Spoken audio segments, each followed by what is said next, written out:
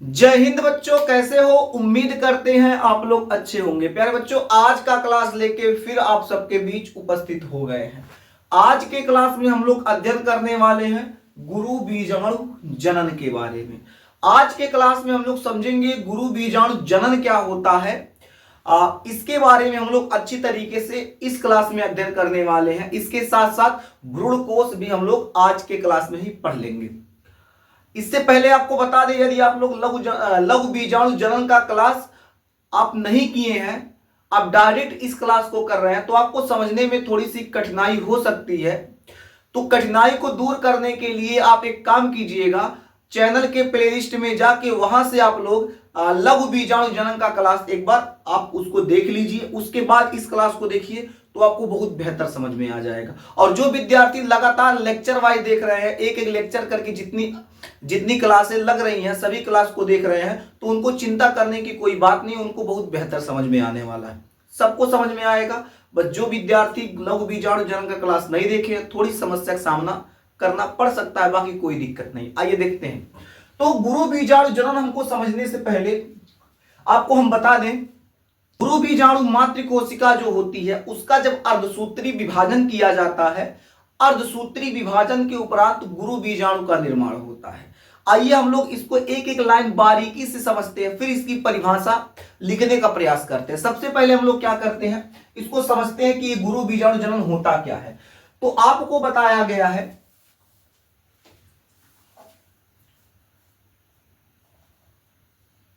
गुरु बीजाणु मातृकोशिका,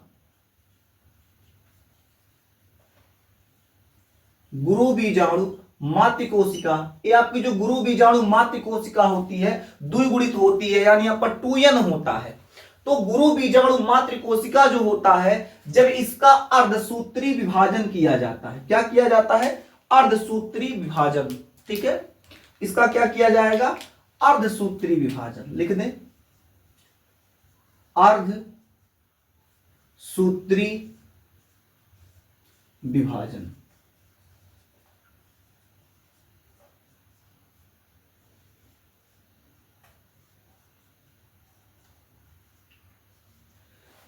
गुरु बीजाणु मातृकोशिका जो आपकी 2n होती है, जब इसका अर्धसूत्री विभाजन किया जाएगा, अर्धसूत्री विभाजन के उपरांत गुरु बीजाणु का निर्माण होता है। किसका निर्माण होता है? गुरु बीजाणु का।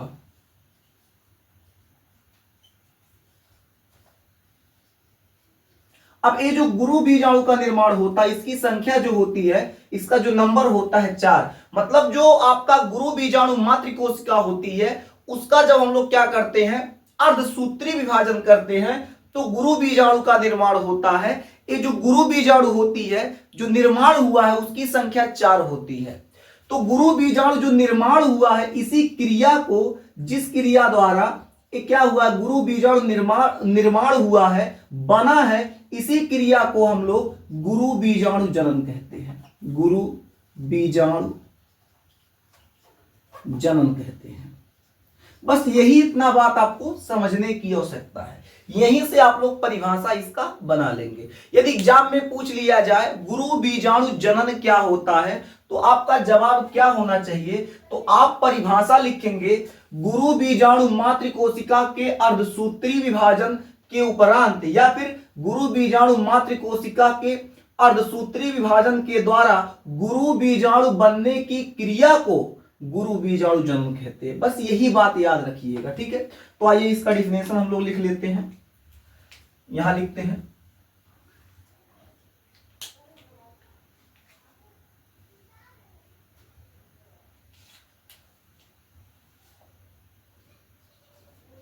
गुरु बीजाणु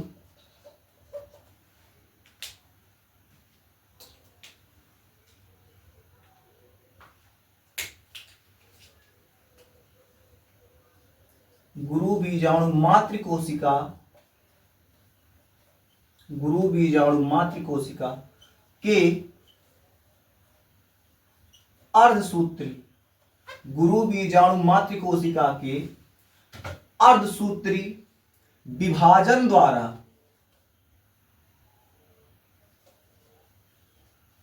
गुरु बीजाणु मात्र कोशिका के अर्धसूत्री विभाजन द्वारा, गुरु बीजाणु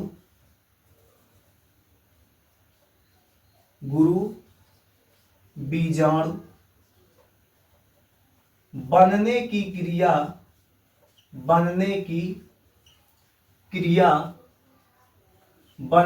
क्रिया को गुरु बीजाणु जनन कहते हैं। गुरु बीजाणु जनन कहते हैं।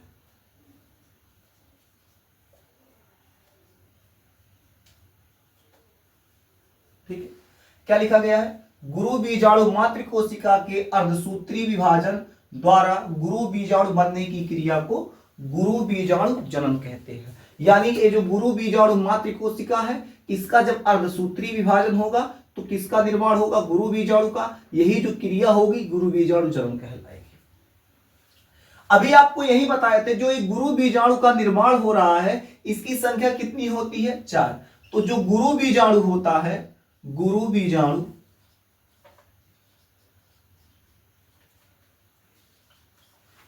की संख्या, इसकी संख्या कितनी होगी? 4 होगी। क्या होगी? 4 होगी। अब इसकी संख्या जो 4 होती है, अब होती कैसे है? इससे पहले आपको बीजांड का क्लास पढ़ाया गया है। बीजांड के क्लास में आपको एक बीजांड ऐसे छोटा सा बनवाया गया होगा।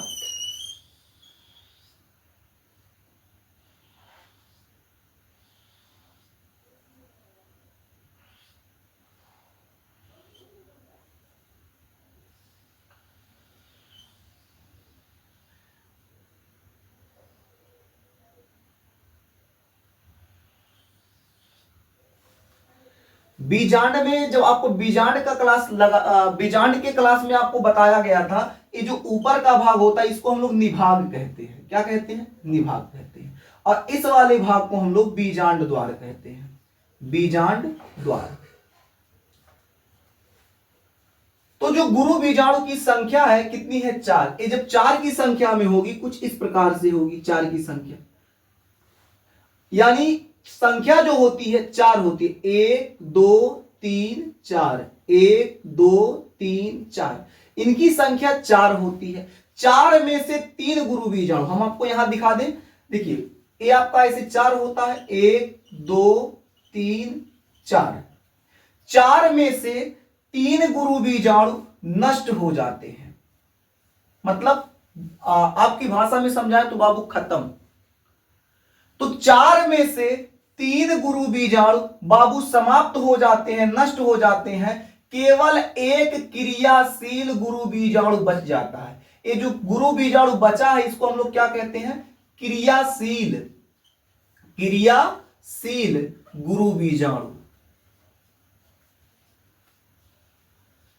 यानी कहने का मतलब यह है, जो 4 गुरु बीजाणु का निर्माण हो रहा था मेरे देश के नौजवान, 4 में से 3 गुरु बीजाणु नष्ट हो जाते हैं। केवल एक क्रियाशील गुरु बीजाणु बचता है। वो भी बचता कहां है? तो निभाग। ये देखिए नीचे का तीनों नष्ट हो गया, ऊपर का एक बच गया। किधर की तरफ बचा है? निभाग की तरफ। तो निभाग की तरफ जो बचता है उसको हम लोग कहते हैं निभागी सिरा। क्या कहते हैं? निभागी सिरा। निभागी सिरा।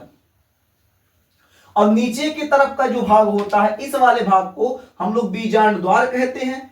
इस छिद्र को हम लोग क्या कहते हैं? बीजांड द्वार कहते हैं। इसलिए इसको हम लोग कहते हैं बीजांड द्वारी सिरा। बीजांड द्वारी सिरा। तो निभाग की तरफ यानी निभागी सिरा के तरफ एक गुरु बीजाणु बच जाता है, जिसे हम लोग क्रियाशील गुरु बीजाणु कहते हैं।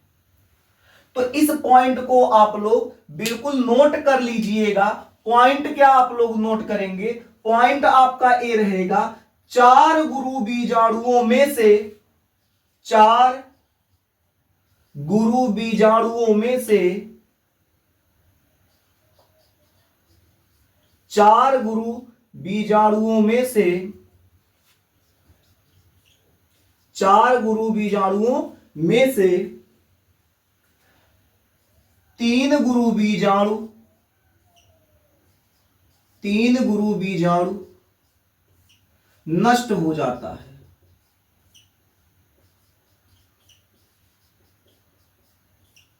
नष्ट हो जाता है।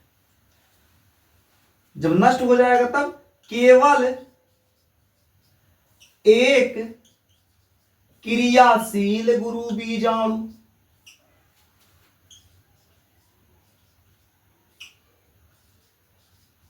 केवल एक क्रियाशील गुरु बीजाणु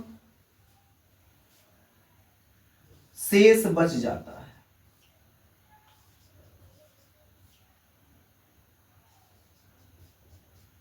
बात समझ में आ गया? ये भी बचा किधर है? तो निभागी सिरा की तरफ। किधर बचा है? निभागी सिरा की तरफ बच गया है। मेरे देश के नौजवानों, समझ में आ रहा है? आ रहा है ना? समझ में आ गया? तो आ रहा है तो वीडियो को आप लोग लाइक जरूर कर दीजिएगा। ठीक है, आगे बढ़ते हैं। अब हम लोग क्या पढ़ेंगे? अब हम लोग पढ़ेंगे भ्रूण कोश।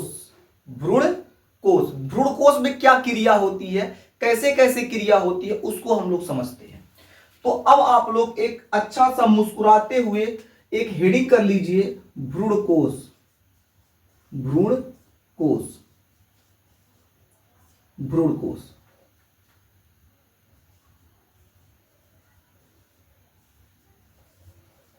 एम्ब्रॉयसेप। ठीक, अब आपको हम पढ़ा दे भ्रूण कोश के अंदर की क्रिया। ये भ्रूण कोश में क्या क्रियाएं होती हैं? ये जो क्रियाशील गुरु बीजाणु बचा है बाबू, इस प्रकार से दिखेगा नहीं। मान लेते हैं ये जो हमारा क्रियाशील गुरु बीजाणु बचा है, ये है, यहां बना दे, ये हमारा एक क्रियाशील गुरु बीजाणु है जिसका एक केंद्रक है। और ये आपका पूरा क्या हो जाएगा? क्रियाशील गुरु बीजाणु। क्रियाशील गुरु बीजाणु,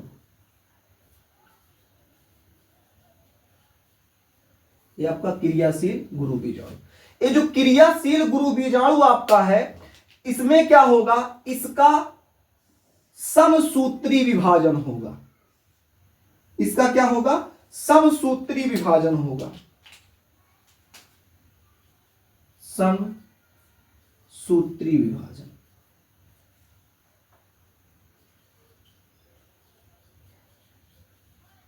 समसूत्री इसका विभाजन होगा।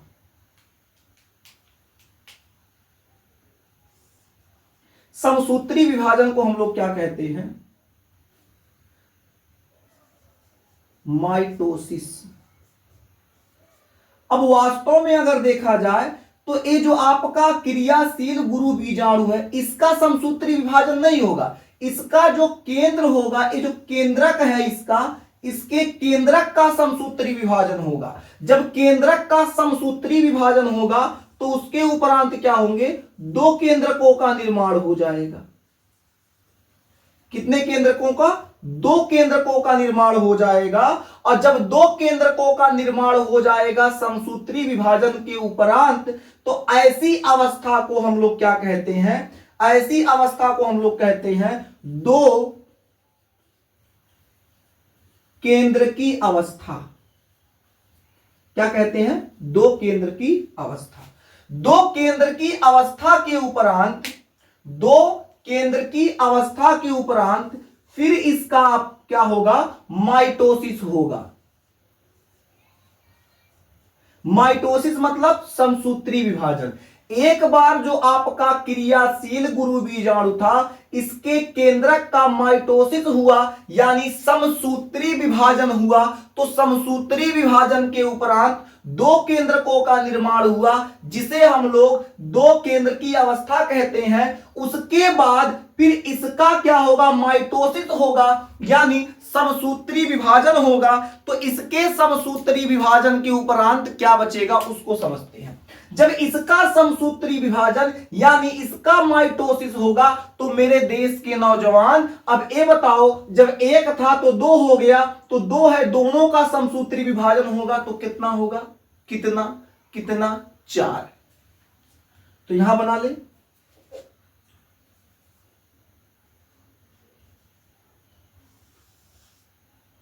1 2 3 4।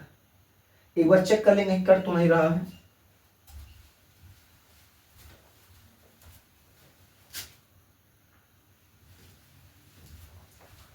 चलिए ठीक है, तो कितना का निर्माण हुआ? 4 का। अब ये 4 हुआ, यहां देखिएगा जब 2 था तो इसको 2 केंद्र की अवस्था कहें, अब 4 है तो इसको हम लोग क्या कहेंगे? इसको हम लोग कहेंगे 4 केंद्र की अवस्था। यहां लिख दें 4 केंद्र की अवस्था, 4 केंद्र की अवस्था। अब इस 4 केंद्र की अवस्था का पुनः माइटोसिस होगा, फिर से इसका माइटोसिस होगा। जब फिर से इसका माइटोसिस हुआ उसके उपरांत फिर क्या, 4 का जब माइटोसिस होगा तो अब ये बताओ कितना होगा? 8 होगा। 1 2 3 4 5 6 7 8। तो कहने का मतलब क्या हुआ कि यहां जो है अब 8 केंद्रकों का निर्माण हो गया, इसलिए इसे हम लोग क्या कहेंगे? 8 केंद्र की अवस्था।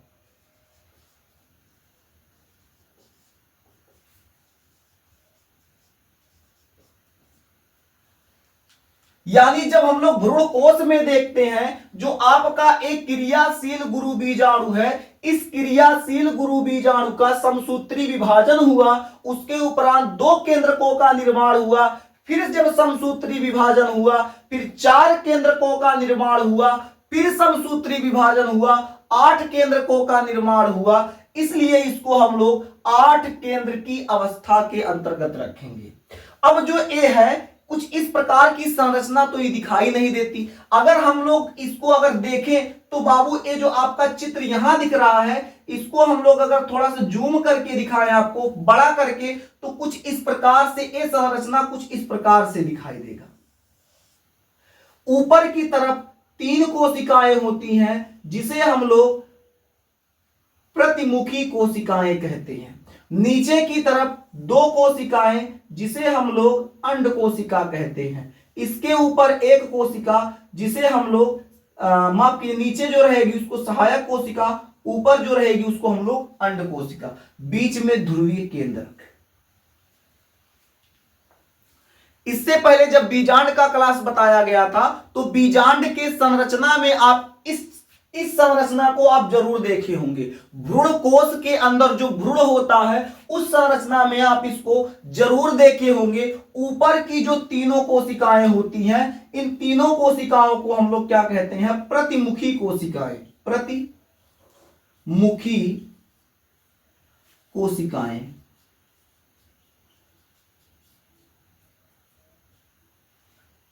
और नीचे की तरफ ये जो 2 कोशिकाएं होती हैं इसे हम लोग सहायक बोलते हैं, सहायक कोशिकाएं।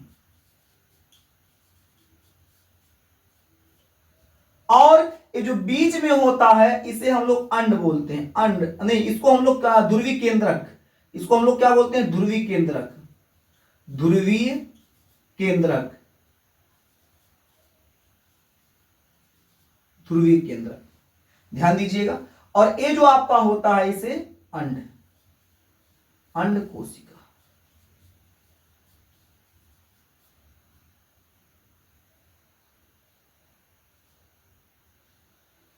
समझ में आ रहा है आप लोगों को? समझ में आया ना? यानी जो ऊपर की तरफ है वो क्या है? जो 3 कोशिकाएं हैं उसे प्रतिमुखी, नीचे की तरफ जो 2 कोशिकाएं हैं उसे सहायक कोशिकाएं, ऊपर जो है अंड कोशिका, ये आपका ध्रुवीय केंद्रक हो जाएगा। यानी जो 8 केंद्र की अवस्था था उसको जब हम लोग इस प्रकार से देखेंगे भ्रूण की अवस्था में तो कुछ इस प्रकार से आपको दिखाई देगा। अब यहां आपको एक चीज हम समझा दें, यही लिख देते हैं।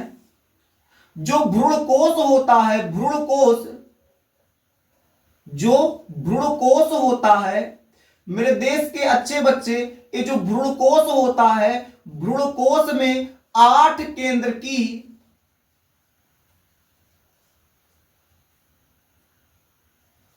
तथा 7 कोश की अवस्था पाई जाती है।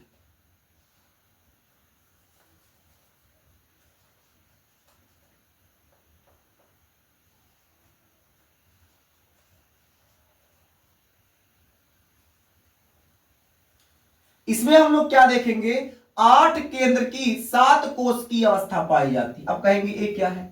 अब यहां अगर आप लोग देखिए तो इस संरचना में आपको 8 केंद्रक देखने को मिलेगा। यहां क्या हो जाएगा, 1 केंद्रक, 2 केंद्रक, 3 केंद्रक, 4 5 6। ये जो नीले कलर से बिंदी बिंदी दिखाया गया है वही आपका क्या है, वही आपका केंद्रक हो जाएगा। 1 2 3 4 5 6। और ये आपकी कोशिका नहीं, ये भी आपका एक प्रकार से केंद्रक है। तो 6 1 7 और 7 1 8। तो कितने केंद्रक हैं इसमें हम लोग देखेंगे तो 8 केंद्रक हैं, इसलिए इसको 8 केंद्र की कहा जाएगा। और इसमें कोशिकाओं की संख्या कितनी है, तो देखिए ये जो केंद्रक है ये पूरी एक कोशिका में बनी हुई है, तो इसको हम लोग एक कोशिका कह लेंगे। ये दूसरी कोशिका, 2 कोशिका, ये 3 कोशिका, 4 कोशिका, 5 कोशिका, 6 कोशिका। अब ये तो कोशिका नहीं, ये तो केंद्रक है, 6 कोशिका। अब आप कहेंगे सर आप तो 7 लिखवाए हैं, तो 6 कोशिका ये हो गया। ये जो केंद्रक है इसकी भी एक बड़ी सी कोशिका है, एक पूरी बड़ी सी कोशिका है, एक 7। तो 1 2 3 4 5 6 ये तो केंद्रक हो जाएंगे और ये 7।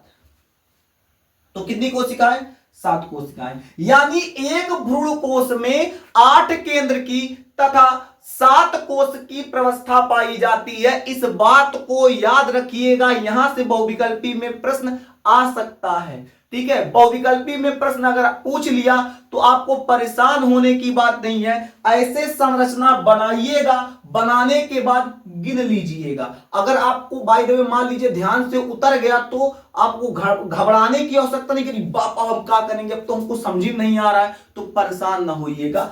ऐसे 8 केंद्र गिन लीजिएगा, 7 कोशिका गिन लीजिएगा। ठीक है, कोई दिक्कत नहीं है, आगे बढ़ते हैं। तो भ्रूण कोश में 8 केंद्र की 7 कोश की व्यवस्था पाई जाती है।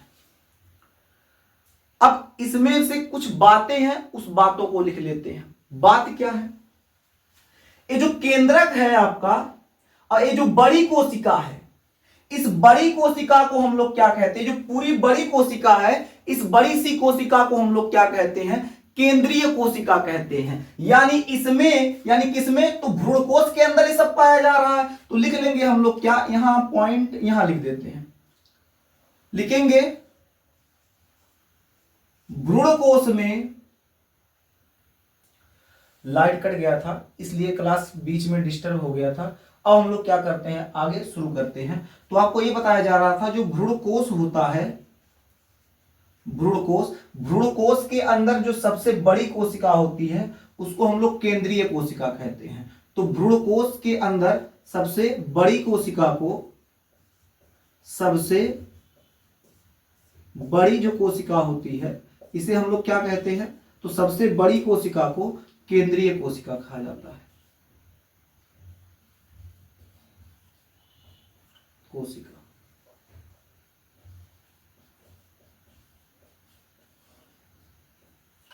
ठीक है। हाँ, कुछ और चीजें समझ लीजिए।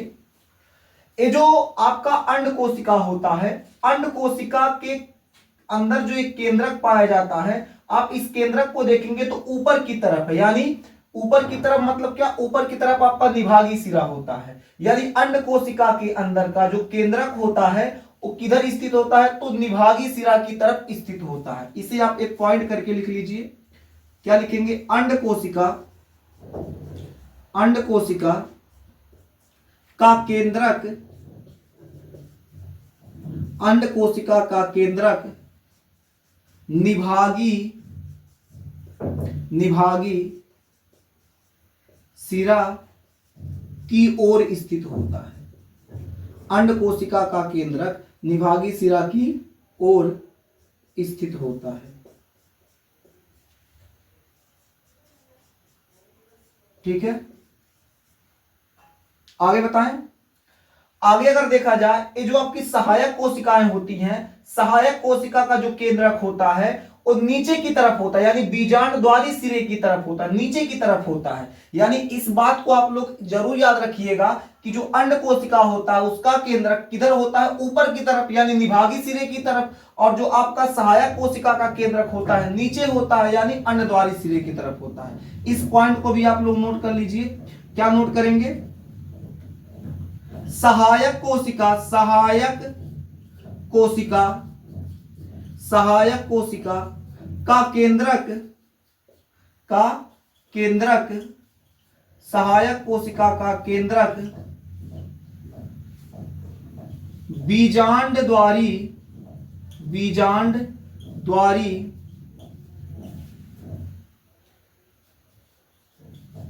सिरा की ओर स्थित होता है,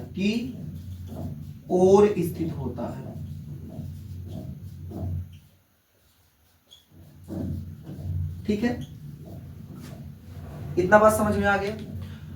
जो अंड कोशिका होती है उसका केंद्रक किधर होगा, ऊपर की तरफ यानी निभागी सिरा की तरफ होगा, और जो सहायक कोशिका होगा उसका केंद्रक होगा बीजांड द्वारी सिरे की तरफ होगा, ठीक है। इस बात को याद रखिएगा। उम्मीद करते हैं आपको ये क्लास अच्छे से समझ में आ गया। अगर ये क्लास आपको बेहतर समझ में आया होगा तो आप लोग इस क्लास को अपने मित्रों के पास शेयर करें, चैनल को सब्सक्राइब करें अगर सब्सक्राइब नहीं किए हैं। फिर मिलेंगे आपसे अगले क्लास में, तब तक के लिए जय हिंद।